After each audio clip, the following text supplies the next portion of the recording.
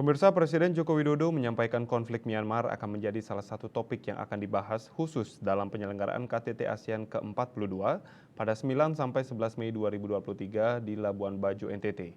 Dalam penyelesaian masalah di Myanmar, Jokowi menyebut 5 poin konsensus tetap menjadi acuannya. Jokowi pun menekankan pentingnya penyelesaian setiap masalah di ASEAN melalui prinsip dialog, khususnya dalam menyelesaikan konflik di Myanmar.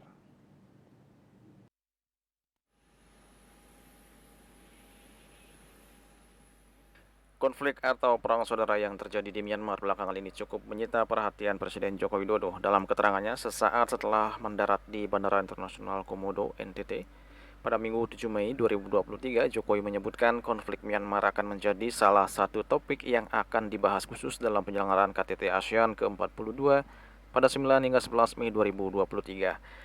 Jokowi ingin konflik di Myanmar dapat segera diselesaikan. Jokowi mengatakan khusus untuk Myanmar, penyelesaiannya tetap mengacu pada 5 konsensus atau top 5 konsensus. Jokowi pun akan mendorong penyelesaian konflik Myanmar melalui upaya dialog.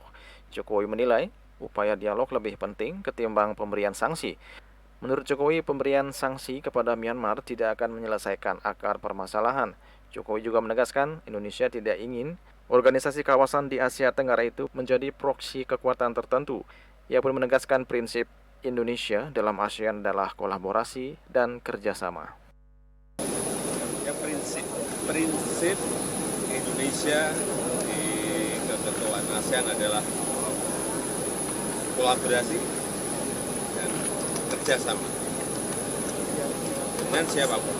Dan kita tidak ingin ASEAN menjadi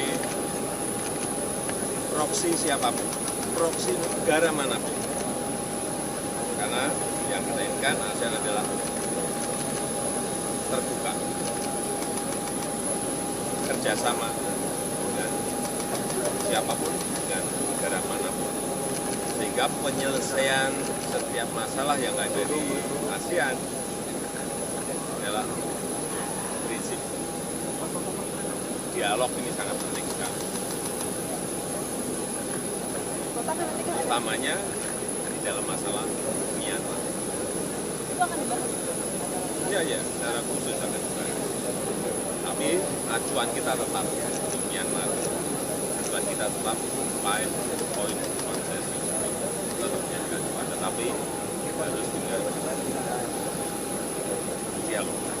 Bukan karena menurut saya sanksi itu bukan sebuah solusi.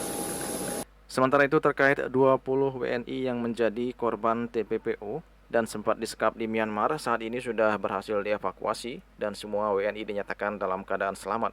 Proses evakuasi 20 WNI ini dilakukan dengan 2 tahap, yakni tahap pertama pada 5 Mei sebanyak 4 orang dan tahap kedua pada 6 Mei sebanyak 16 orang.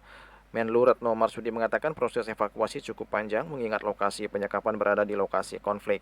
Proses evakuasi bisa berjalan dengan baik berkat kerjasama yang baik yang dilakukan oleh KBRI Yangon dan KBRI Bangkok dengan pihak otoritas lokal setempat. Juli Suwarto melaporkan.